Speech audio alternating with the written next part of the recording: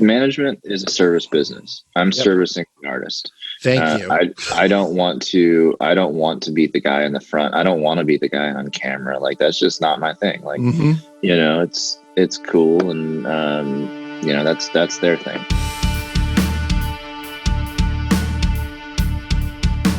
Welcome to the Music Combine episode, Ben Weeks, The Art of Management. All right, Greg. Love it. I've been waiting for this one, man. We're very lucky today. Yeah. So I and this individual met on a very rainy day during the NAMM convention with Marcus Scheffer, who's actually going to be on next week's show. Was there for this event, and so it was when the House of Blues had not opened yet in Anaheim, and basically Buck Cherry was playing the NAMM Jam. And Ben at the time was Buck Cherry's day-to-day manager. And that's how we kind of forged this relationship. And Ben Weeks has been in the industry for a while. Not only does he manage Hoobastank, he also works peripherally with, I believe, Hollywood Vampires, or has. And he's going to tell us a lot about the other stuff he's got going on. Steel Panther's another band he's worked with. And just has a major pearls of wisdom. Young, scrappy guy coming up in the industry. Got maybe some new ventures he's going to talk about today, but anyway, let's bring him on. Ben Weeks, brother, what is up? Good to have you here, man. Dude, thanks for having me, and you know, I appreciate that long-winded, awesome intro of all things that are slightly true. It was great. The rainy day is probably the only true part, you know. It was rainy. Remember, that was a big problem. Yeah, it was like a huge like monsoon. It was That's like weird. You don't hear that about California too often. Well, what was funny was Marcus, our friend Marcus Scheffer, who was working for Buck Cherry at the time, told me, "Hey, come pick me up and bring me down to this gig," because Buck Cherry doesn't have a tour manager, and you've tour managed Buck Cherry before. And I realized Ben was going to be there or whatever, and so I picked Marcus up, and he goes, "Take me to House of Blues at Disney." And I go, "Okay." The only problem was that House of Blues at Disney had been razed; it had been knocked down. So like it was like Charlton Heston at the end of Planet of the Apes, where he's like, "You damn dirty ape, we're holding like guitars, gear in hand. We don't have rain jackets. I'm like wrapped up in like plastic bags." And it's like, no, we had to like call Ben and be like, "Where is it?" And then Ben directed us to the right direction to go. So for Buck Cherry, that had to be exhilarating for you. How did you get into working with Buck Cherry and then adapt to that, like just working with rock stars like that on that level? Well, I mean, Buck Cherry was probably the shortest lived management client of all time. You know, the band was going through some re-envisioning of what they wanted the future to be. Yep. And we met them when we were managing Steel Panther. And Steel Panther had them out on a European run. And my boss at the time had been out there in Europe, and he met with them, and they were just looking for a change. They wanted a change in all aspects of their lives. So, you know, they came and they met with us, and we signed on to do it. And the first and last event that we had with them was the NAMM Jam. Was it really? I didn't realize that. Yeah. It was. Which was, you know, it was nothing against anybody involved. It was just, you know, the timing of the band and where they were at. So, you know, we put together a successful event. I honestly, some of the nicest guys I've worked with for, you know, it was a short time, but honestly, they were great, and they were level headed, and we got the event done, and it was, you know, it was a total fucking disaster that we made totally fine. Great. That's great. So let's talk about, you know, our viewers get a little bit better to know you, and our listeners. You know, you've been a manager for about approximately 10 years or so. I've worked in the management industry for that time. So I've been in the music industry for probably 13 years now. That kind of ages me. I'm only 31, so that is scary. I started when I was 17 at a venue, a local one in Agora Hills, California, the Canyon Club. Oh, yeah. The one we all know well. Oh, yes. And it was basically just like my folks were like, hey, man, get a job. Stop fucking, you know, living off our shit. So I went out and I got a job at a music venue, and I thought that was rad. And I worked there for like 2 years just as a job. You know, it was like do something and, make a little bit of money. And, it's cool to sit there and see some fucking concerts. Yeah. Then I think it was like 2 years in, I just decided, I've always been like motivated, but at the time I didn't know what I wanted to do. I was going to community college and doing that whole bit. What were you studying? I was just doing the general shit, right. Just doing it. And I didn't, at the time, I had opportunities to go to all these universities, but I didn't know which one I wanted to go to. Right. And so instead of going and wasting a bunch of money like so many people do, I just said, hey, let me focus on figuring out what it is I want to do. So I think it was like 2 years into it. One of the partners in the venue was actually a promotions and manager, and the venue was just kind of a secondary investment for him. And he actually worked with the legendary Bob Seger on the promotion side. Yeah. So one day I just walked up to him and I just said, hey man, like, I love what you're doing. I know like this venue is just kind of your side thing. Well, same for me here. Mm-hmm. So how do you feel about having some dude work for you for free? I have zero, experience. I have nothing going on, but I'll hustle. So, yeah. So that was super cool. And he was very receptive to the idea. But my timing was absolutely horrible because he goes, you know what? I love this. I'm leaving for Italy tomorrow for 3 months. Oh, bummer. I was like, cool, man. All right. Well, next summer, how's that? Let's figure it out.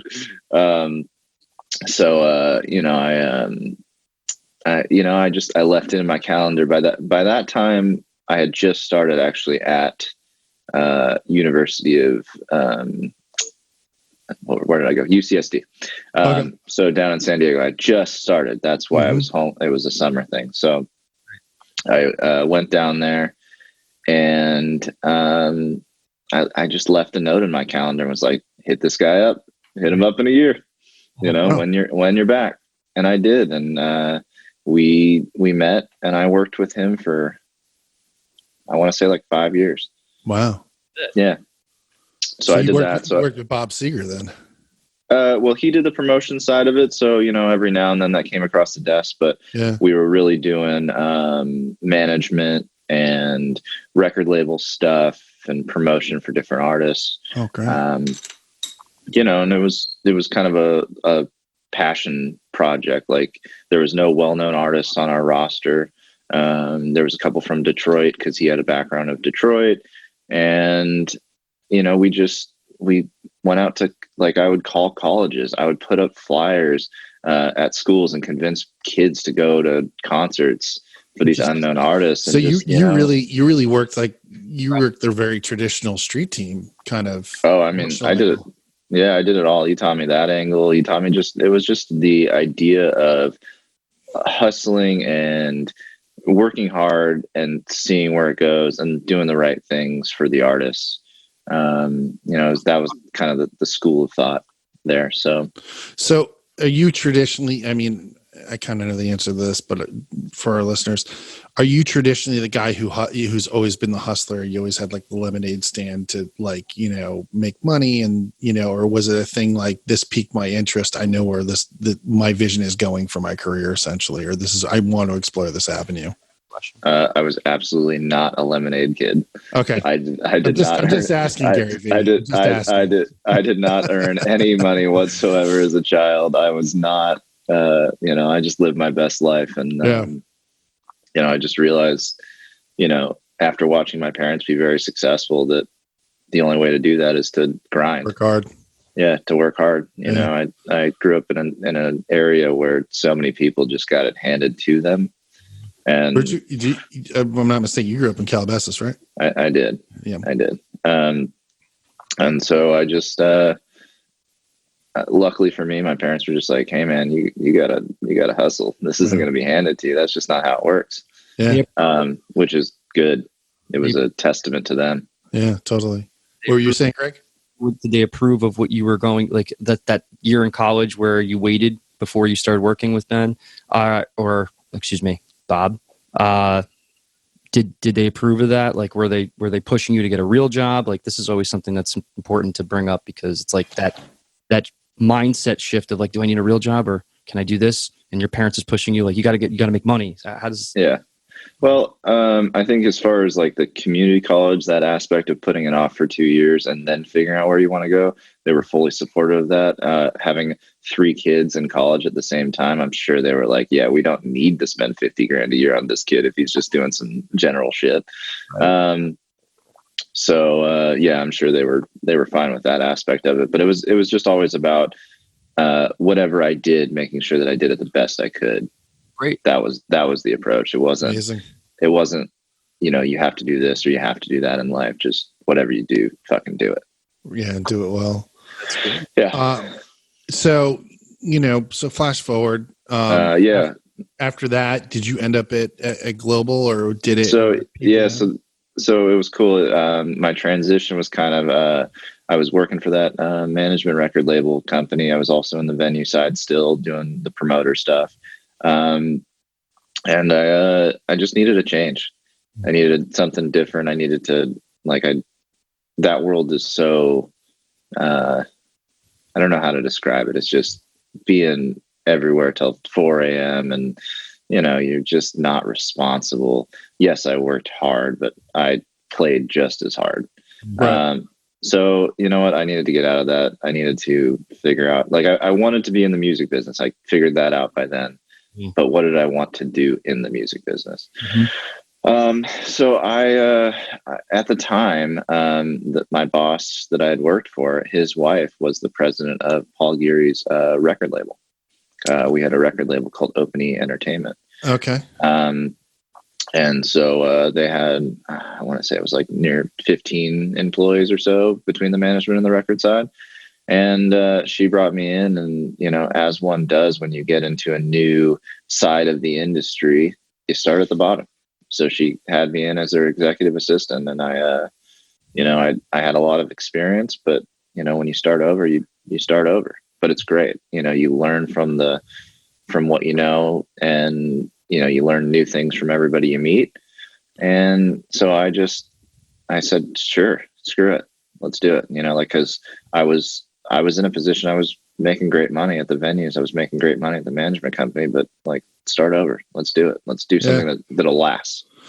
Yeah. And something that's maybe kind of a challenge to kind of stretch you in a way that you weren't stretched before, as far as right. Vision and stuff like that. Do you feel that has become a lost art even in the 13 years that you've been in the business for people coming up? People don't hustle anymore. Yeah. Yeah. I'm sorry. It's all the interns and all the people you meet nowadays. It's they all know somebody. It's interesting. I listened to Derek Sivers the other night, and I mentioned this in one other interview. He was talking about how after he sold CD Baby, how he was living here in LA and probably still does to that extent. And he was getting approached by people going, hey, I got this idea. Would you take this meeting with this friend of mine? And he goes, when I first got here, he was like, when I first got to LA, everybody was talking about what they were working on. And then it got to the point where everyone was talking about the future and I knew somebody. And he would take these meetings for friends, and it was like the waste of his time because the dollar idea wasn't enough. And it just, he basically plain said, there wasn't enough hustle. It's like your idea might not be good enough. And you're right. People don't hustle anymore. And it's such a lost art, I find, everywhere, not only just LA. Oh no, it's everywhere. Yeah. It's especially rampant here in the entertainment industry because everybody gets in because their cousins or their uncle nepotism. Or their, I mean, it's everywhere. And ironically enough, my family has a pretty deep tie in the entertainment industry, and I refuse to use it. Yeah, that's great. I just said I don't want. That's not how I'm going to make it. Burn your boats. Yeah. Huh? Burn your boats. Do my own thing. Yeah, but do your own thing, earn your own merits, and that way nobody ever comes back and says, you know what, that little punk that you recommended, he didn't work out so well. Yeah. Or someone comes back to you for a favor, remember what I did for you type thing. There's definitely that too. Yeah, I don't owe anybody anything except for my hard work, so that's cool. So with that connection that in your family, that deep tie, they're obviously at some point knew you were making a name for yourself. Had they ever tried to, offer you the help? Yeah, Yeah, absolutely. They offered. It wasn't for a lack of being offered the opportunities. It was just that I wanted to do it on my own. I think I did probably take one, maybe two meetings that were set up by family members, but they never really went anywhere. And you know what? I take that back. One did go somewhere. Now that I'm thinking about my own damn history here, I was set up for an internship at the Collective. If you guys remember that management company, yeah. So I did. That got me in the door to interview there. But unfortunately, the whole time you kind of feel like you are just a favor. That's when, if we really want to go into it, that's when I realized I didn't want to do any more of these. Gotcha. I had always had that mentality, like do it on your own. But that was really like just no matter how much you did for them, it was just, who were you through? And it goes back to that, you don't want to tap. Yeah. I respect that a lot. It's, it's either a pride thing, or it's really just, it's part of your core. Like you just want to make it on your own, and you don't want to have to answer to anybody else and have to give them carte blanche on your efforts. Now, whether you took an opportunity and you actually still grinded it out and put in the hard work, that's still commendable as well. However, you decided to not do that. So, and look where you are right now. So, yeah. So let's go further with this. Yeah. What's kind of your philosophy on management? Like, how do you really handle your artists? So, jokingly, there's some guys who are very Svengali about it, and I'm doing all this, and this, but then there's other ones that really manage the career and facilitate, play advanced adult daycare in a way and stuff like that. But, what's kind of your approach? I was gonna say I jokingly admit to being an adult babysitter. Okay, so advanced adult daycare, great. Yeah, exactly. We'll check that one off on your resume. You know what I really find that people don't talk about enough is that management is half the ability to guide the artist's vision to where they want it to be. The other half, which is so important, is the psychology of managing the artist's expectations and their mental state and their well-being, and making sure that as people they are taken care of. It's not just a paycheck to me. It's like, these are people. These are, we're all in this together. But like, when an artist isn't doing well, you got to figure out how to get through to them. Yeah. You gotta, there's 4 different people in a band, for, most bands. It's all different people. You got to know how to make them interact with each other, interact with them with you one-on-one. And it's just very important to really kind of view yourself as an unqualified psychologist. Yeah. Yeah. I mean, it's kind of constantly dealing with that human element that, we all crave connection. I think at a certain point as humans, as kind of pack animals, I guess, for lack of a better term. But, when you pour art and emotions on top of business, it really kind of, is an interesting cocktail, because the thing is that you're dealing with all those moving parts at the same time. Sure, it's a juggling act. Yeah. So it's definitely a juggling act. And then, as far as my philosophy to what a manager should be, a manager shouldn't be an expert on everything. A manager should be an expert on knowing who to go to get the things done that you need to get them done. You can't, I know a lot of managers, and there's tons of them that this actually works, but for the most part, it does not. They try and be involved in everything. Like, I'm not a creative guy. I mean, I'm somewhat, I know marketing, I know all that stuff, but if the artist can't tell me where they want to go, I can't get them there. What? They have to drive their own vision. They have to really own it. Yeah. And honestly, if they're not inspired by themselves, you'll just grind yourself until you can't anymore, trying to get them to be inspired. That's interesting. And to, I'm not drawing the album covers. I'm not telling them what they should have on it. They tell me, and then I connect them to somebody that makes that happen. Awesome. You cultivate the talent. I guess I call it the the first line of defense and the executor of ideas. Yeah. So Amazing.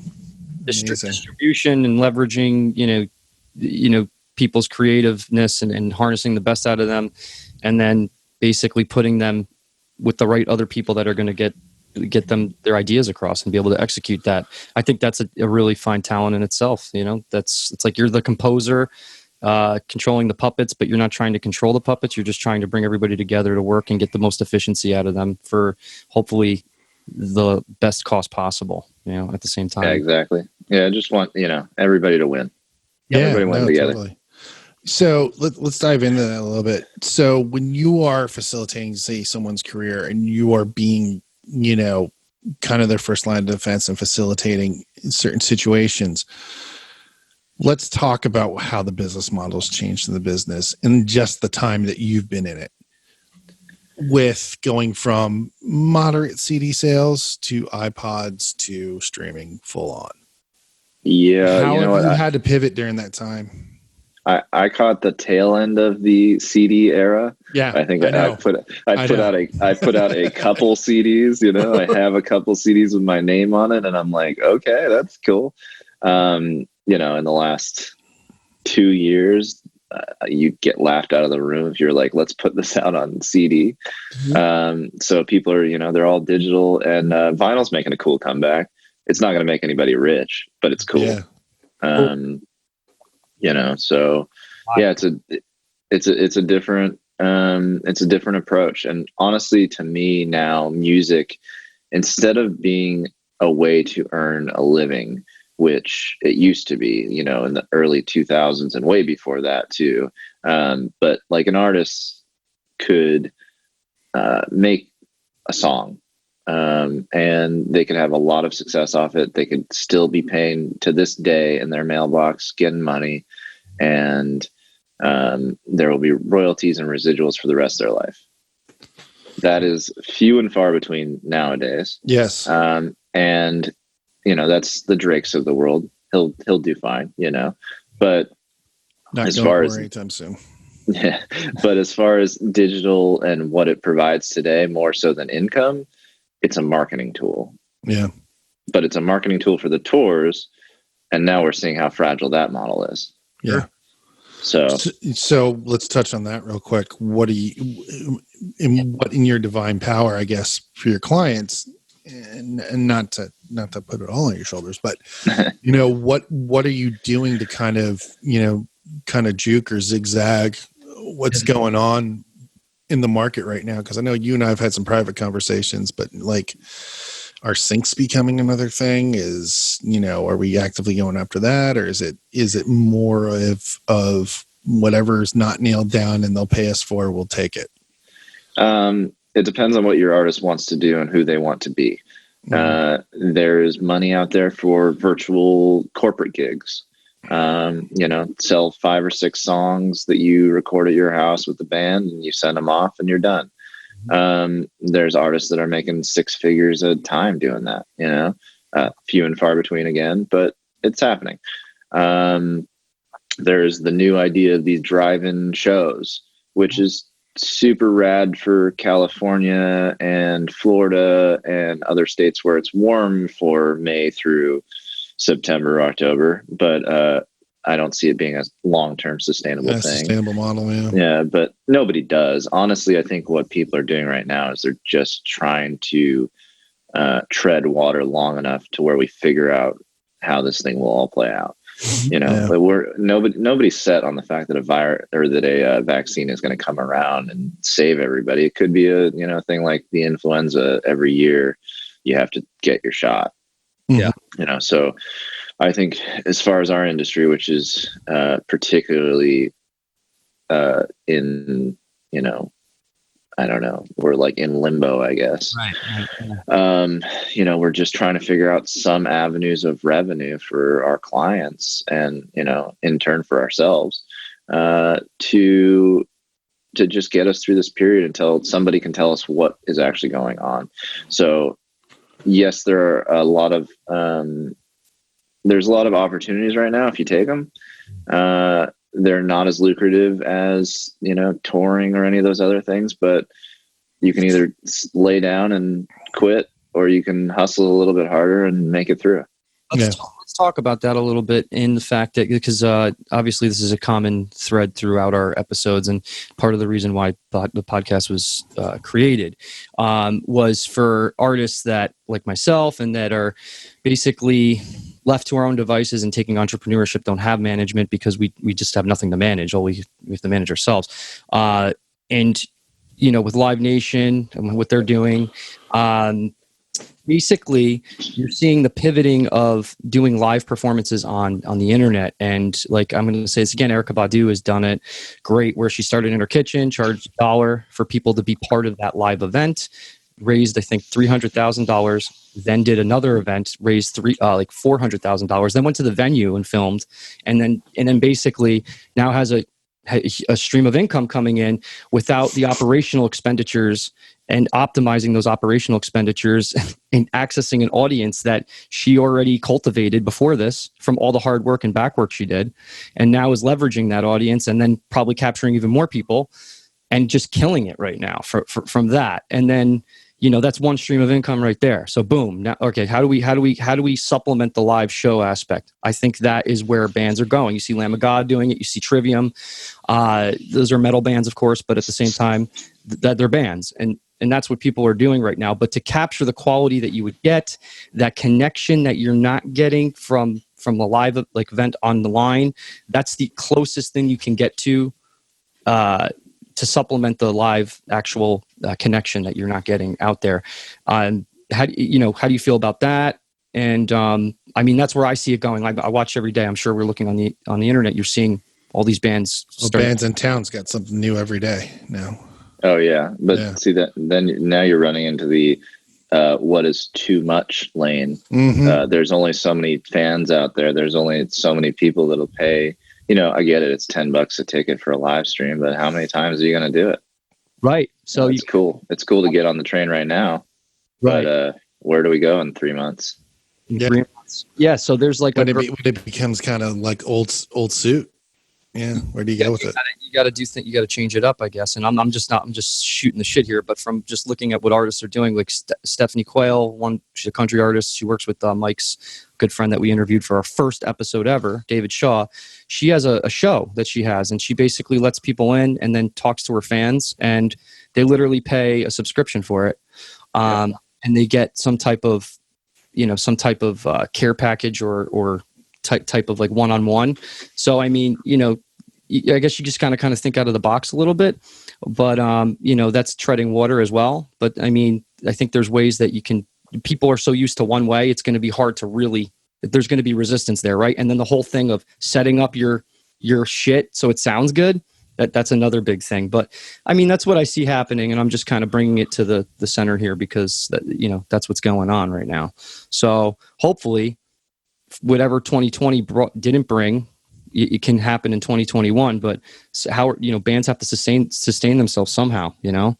So, I mean, like, are you meeting with your artists and talking about different avenues of streams of income for them? Or is it of course. We're doing, you know, licensing deals. We're doing, you know, virtual this, that, and the others. I'm now part of the first thing and probably the weirdest thing is these virtual meet and greets, where a fan gets to spend, you know, 60 seconds to 3 minutes in a chat with the artist and take a, you know, computer selfie. And, awesome. You know, and that's their way of interacting and supporting their you know, their favorite artists. I think it gives them the opportunity to meet them on a, you know, level at which we can right now. And I think that's what the fan really gains from that. I think that they get an individual conversation with the artist, which is cool. And then, you know, they do feel they feel some sense that they were able to help their favorite artist. You're part of something. Yeah, you're a part of something. But again, it's like, I think that is cool. For me, I've always had a little bit of a problem with those subscription-based services where it's monthly and you are always paying into the artist. What is it, like Patreon does that, or Patreon. Yeah. So like they do that. I think it's cool. And I really think that it helps artists at a certain level. But at some point you've gone to the well just too much. I know so many artists that I feel are like, they're crowdfunding their life. Right. Oh yeah. You know, and I want them to get out of that. Like, as far as, you know, whenever I talk to artists, and I've had artists that do that, and it's just like, okay, man, but that's going to end. I mean, the fans are going to get tired of having their picture in the album booklet cover, you know, or whatever it is. You got to innovate, you got to move on, and you got to find a way that your art, like your touring or your meet and greets or your merch and all the things that come together, those should be able to pay for your lifestyle. And if they can't, it'll dry up. It'll dry up. But the other thing is, I always thought, like, maybe it is a pride thing for me. A lot of bands, smaller bands, are doing the crowdfunding thing, and what happens is, it really, aesthetically, the optics of it fucking comes off desperate. A lot of these bands, it's like, and they're putting their commercial together for the advertisement for that, and it's like, they told me to get a real job, and then it's like, I was supposed to go to work today, but I didn't. And it's like, we need your money because we can't play tomorrow. If we can't, it's like, no, fuck you. I'm not giving you. I think there's multiple Portlandia episodes about that. on this level, Ben, it's not really on the level you're at, but I mean, you know, for the youth, for the up and coming, you know, talent, it really is desperate. And I think it's like, it comes off there. It's just not attractive to me. So make it away and be innovative as you can. And if you have things that you can give away that are going to, you know, add to the fans' excitement to be part of whatever this is, you got to keep coming up with that shit. So I see how you really earn their fandom. Yeah. Fandom. Earn their fandom. Yeah. It's truth. Being that I know you and I have talked in private, and you can speak as much to this as you want. You work with a few legacy artists, such as Hoobastank. Can we mention the JP thing or no? Yeah. So, you know, so over the years, you know, I've always, you know, coming back to our previous conversation, then, you know, when I moved out of the record label, I moved into management, same company, but I just moved into the manager side of things, and did day-to-day for a lot of very well-known acts. I'm honestly very lucky to have worked with the level of talent that I have. You know, the great Joe Perry of Aerosmith. I mean, how fucking cool is that I've gotten to be, you know, friends with the guy. Right. You know, I got to watch and help do things with his career. I mean, that's awesome. Amazing. You know, we also represented the Hollywood Vampires. Which is amazing. I mean, that's three guys of different eras in a lot of ways. Well, two of them from the same era and one much younger. And like, that's amazing. Like how you deal with a band like that. That's a powerhouse. Yeah, it's there's a lot of moving parts when everybody has their own camp, and then you have the camp of the band. So there's definitely a lot going on. There's definitely a you know, higher level of doing things when you have a band like that. You know, they ain't staying in the fucking Ramada Inn. You know, so you know, you gotta do a lot more work, but it's rewarding in its own, and it's kind of like that thing that you want as a manager. You always want to get to that level at some point.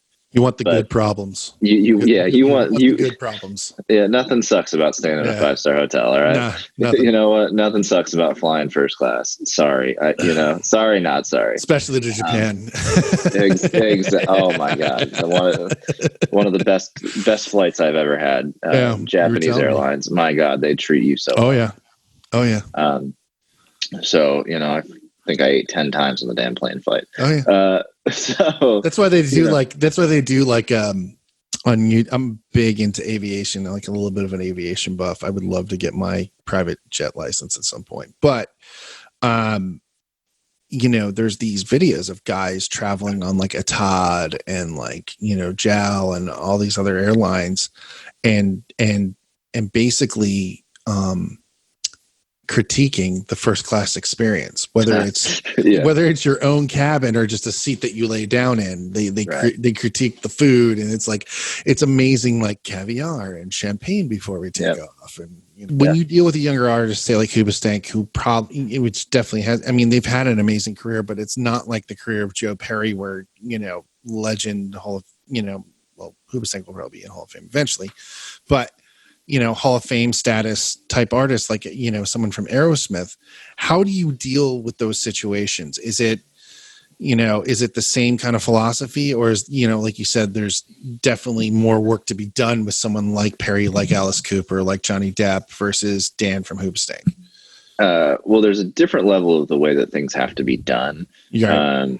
But, that just comes with the territory of higher security needs Sure. and other things. I mean, I've had artists in the past where, we check in under pseudonyms, and you go through the back entrance of hotels, and that honestly, that's just a pragmatic thing that you have to do. Like, it's not like they're not saying I'd rather go through the damn kitchen. Yeah. But that's where they have to go through. Whereas like Hoobastank level artists, they're just regular guys out there, working hard, making a living, and walk through the front of a hotel just like the rest of us. Mm-hmm. So, it's just different. But as far as how I interact with these people, they're people. They're right. dudes. They want to be interacted. Like, that's, I guess, one of the things that maybe helps. I think more so my question is with the level of, like you said, there's more work, but I mean, more so the level of career, is there different things that are applied to, say, Hollywood Vampires versus Absolutely. Okay. Yeah. That's what I thought. Absolutely. But no, I wouldn't say that either of them is any more or less work. It's just different work. Different work. Yeah, people different work. They have the needs at their level that they need, and adjust as the level of what you're working with. Was it like when you go from a Hoobastank to Joe Perry, Hollywood Vampires, or those legendary artists? Is there a learning curve for you? Like you fall into, you're like, oh wow, now I need to make sure these other things that I wasn't keeping in mind at that time. Like, you learn on the fly, and like, oh shit, I gotta make sure security's good. I didn't even think of that. Like, that come up on the fly like that? Nothing came up on the fly, because you do your best to set yourself up for success. You learn from the people that have been in place over the years, whether it's a handler, an assistant, this, that, or the other, and they tell you how it needs to be. Most of these people have travel agents they've had for 20 years. So, sure. You don't have to necessarily dive in and figure it all out, but you need to figure it all out real quickly as to how it needs to be done, so you don't be the person that's new and you forgot to advance security, right. Or something like that. So, and I've always been, I didn't do any of these things on my own. Like, for instance, for a band like the Hollywood Vampires, I was a day-to-day manager. So I handled a lot of the daily activities, the marketing, the different aspects of their career. But at the same time, I also had my two bosses who were on the ground with me at all points. And one of them, his specialty was touring. So he handled most of the logistics of the movements of that caliber of a band. And then the other side was more of the ideas and the marketing. So it was kind of just an ebb and flow of who I needed to go to and how I needed to get it done. Thank you for answering that very detailed answer. What about the mindset of the level of accountability that's brought to the table with you? And is there like do you feel the pressure from your superiors? Like, is it a lot of pressure? Like, are you being fucking pushed and like treated a certain way? Like, what's the environment mentally for you in that? I've always worked in, and I prefer to work in more of a family environment. That's one of the reasons why I never went to a big management conglomerate where it is just all about how much money you bring in, are the clients happy, and we don't care about anything else. Mm-hmm. That's cool. That approach works for some people. I prefer for it more to be of like you're working with your friends, you're working with people that you worked with for a long time, and you are just able to work hard and get it done, but not have that is my job at stake every moment of every day. So no, as far as the comfort level on a day-to-day, like I knew what I was doing, and I'm not afraid to ever admit when I don't know, like, because I won't get into a situation where I don't know what I'm doing and I just pretend the entire time. That's not good. That doesn't work out. Good. Yeah. That's they'll find out really fast, and you'll see you later. Yeah, exactly. And there's a lot of people that are afraid to ask questions in our industry. So I guess that's one of the things that I would tell young people: ask as many questions as you want. Yes, there are dumb questions. Anybody that tells you they're not, there's dumb questions. But as long as you're somewhat intelligent, you know what you're doing, you'll be all right. Great. That's great advice, because some people just don't want to ask that stupid question, but that stupid question might need to be asked, because otherwise you're never gonna actually adapt the way. Dude, I get like robocalls like fucking all day. It's harassment at this point. No, so yeah, I hear it. It makes a lot of sense, actually. So anyway, so you've left the management company at this point. What has been your new venture in starting in doing all of this on your own, essentially? Because now you're working with Joe, you have Hoobastank. What are some of the other artists you're actually working with?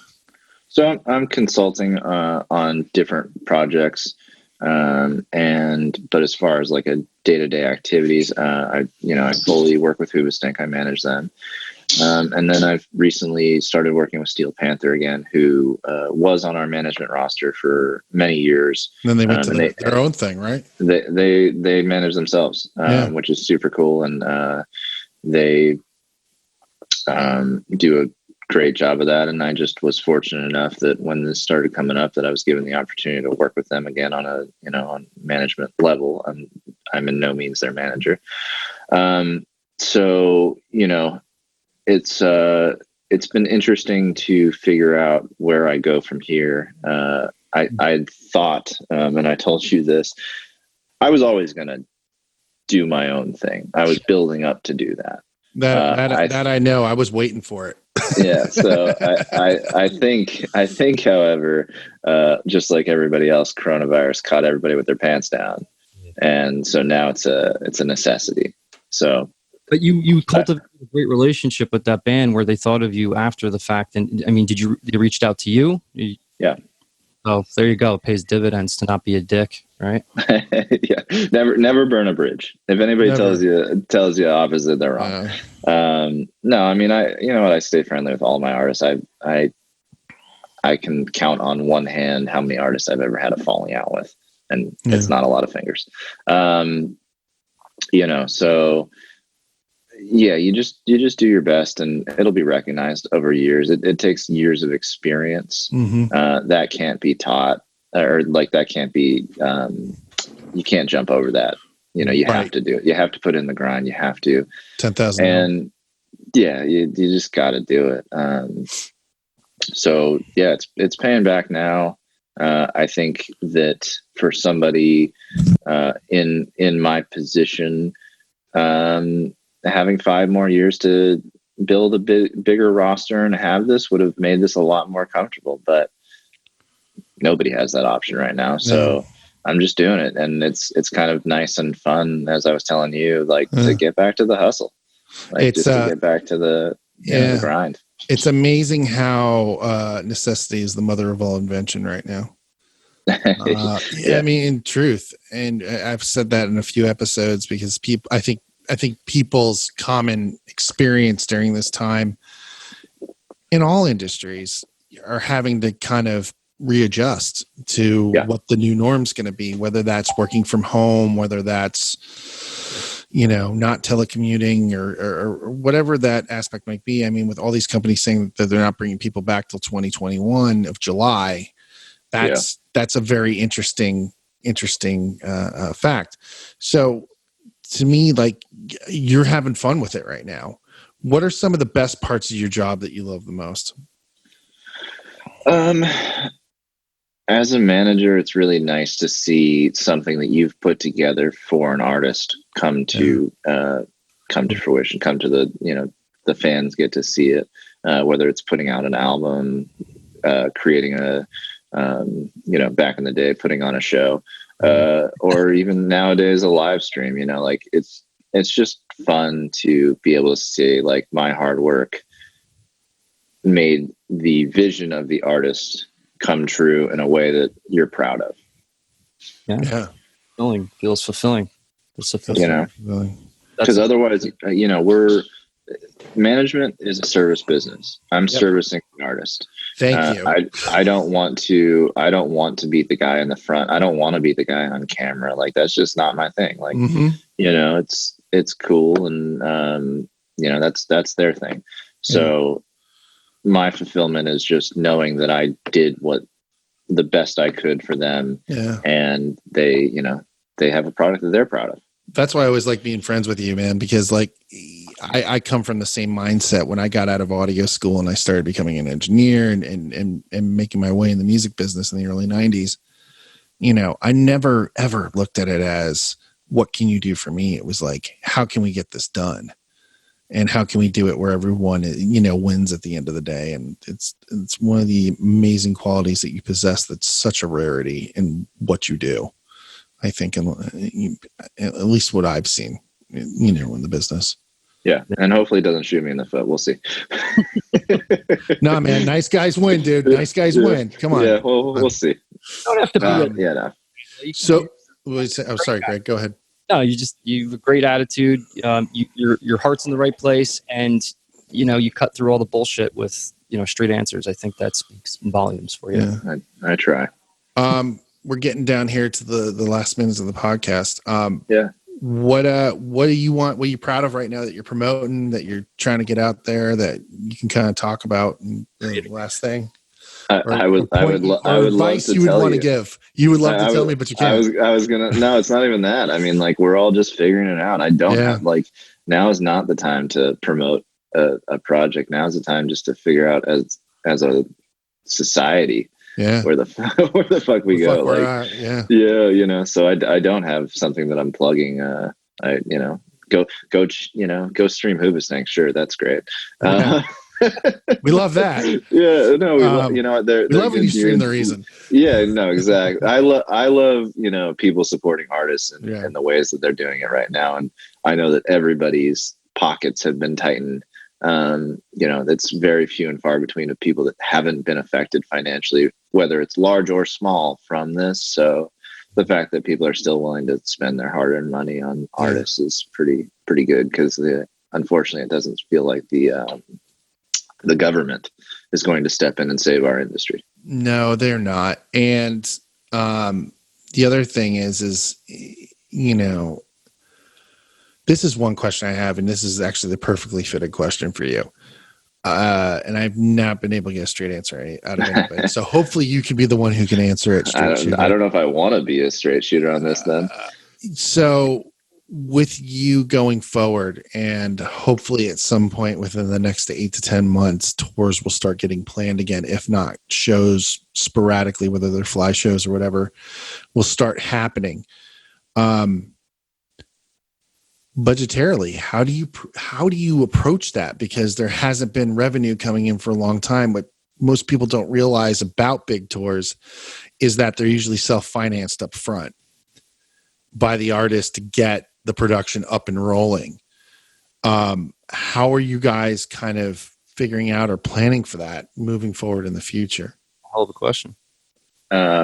Well, I can actually answer that straight. I don't know why people haven't been able to answer. Yeah, everyone's like, well, we don't know, and when it starts coming back, and maybe Live Nation will give us money, maybe they won't. I get a myriad of answers on this. So I would love to hear your view on it. I think that for tours of the level of, say, like the Hollywood Vampires, they're going to have to figure that out, and they're going to have to front load it a little bit, and hopefully they can do that. Yeah. Like I said, I don't know. But for the artists that I'm working with, they have found a way to trim the fat. And luckily they were doing this already. Right. So there's very little startup costs on tours.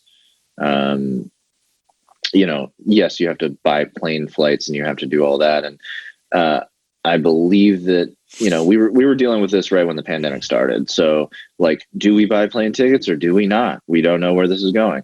So we have tools, you got an Amex that'll buy you 30 days. And yes, it'll be a little bit more expensive to buy it that close, but we'll do things in the way that we've already been doing them.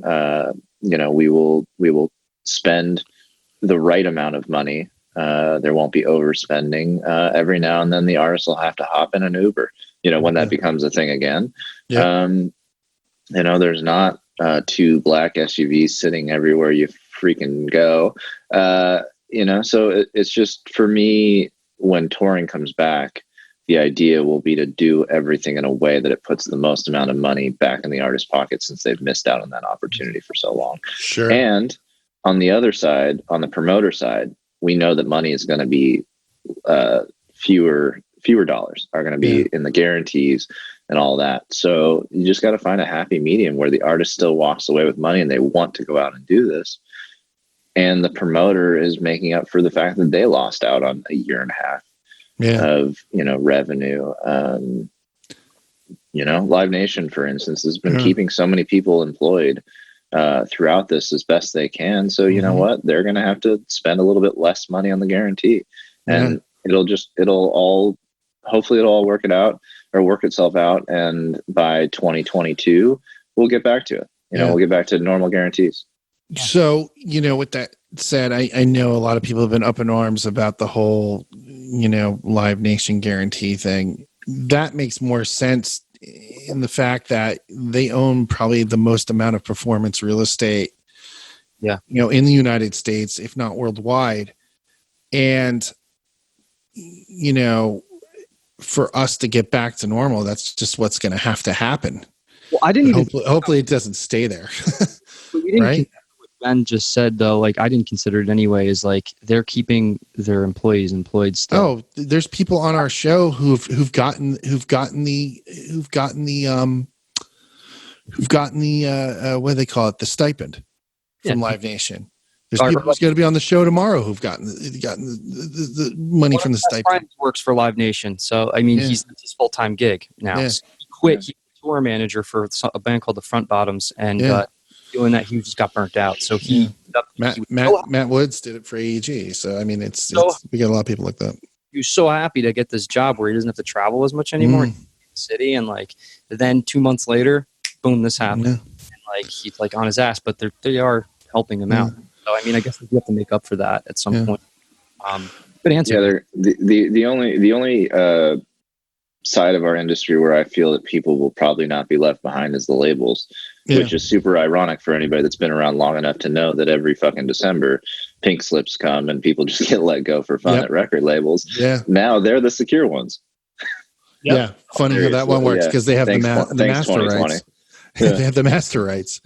Yeah. So you know what? That's another question I have for you too. Greg and I have discussed this. I've discussed this with other people. Moving forward, do you feel, and this is, I'll be gentle about this. Do you feel that labels are going to be more and more a player in the situation, or less and less as artists kind of develop their own identity and there's more streams for them to kind of do what they need to do?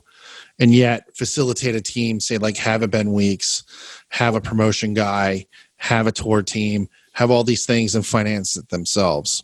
Is that going to be kind of maybe the future, or are we kind of far off from that?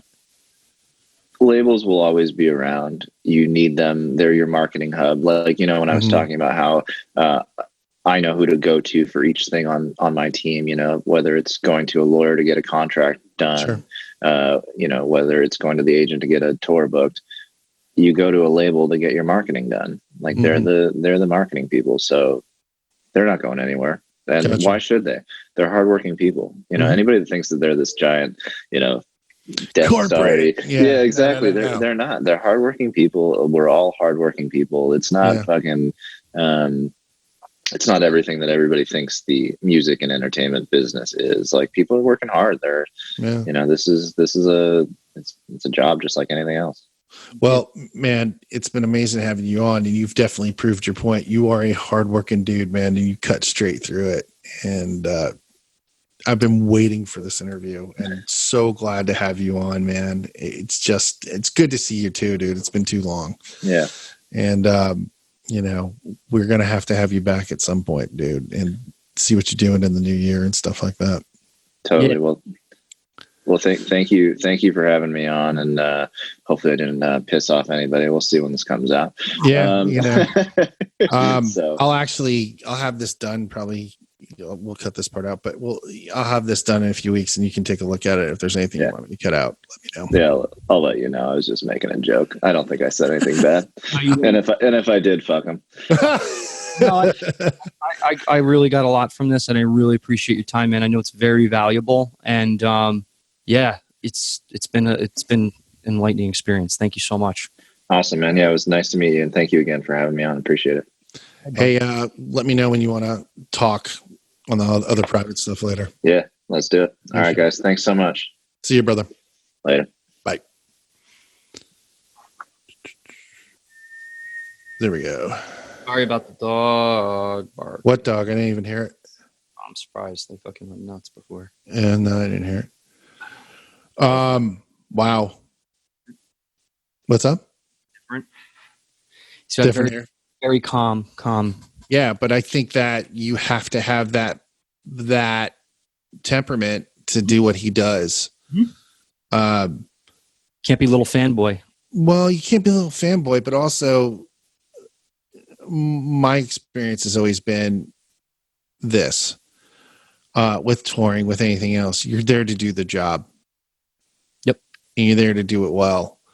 And Ben, like some of our other guests, like Stephen Shaw, all of our guests. All of them, yeah. Yeah, just they, not to sound like Liam Neeson, but, they all possess a certain skill set in what they do. Yeah.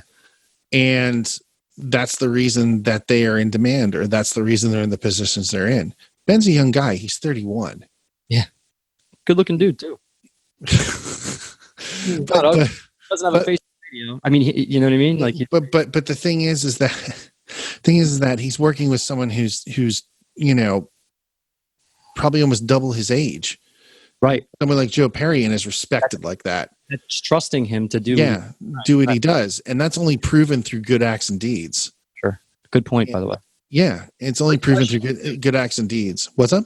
Great questions. Yeah, great questions.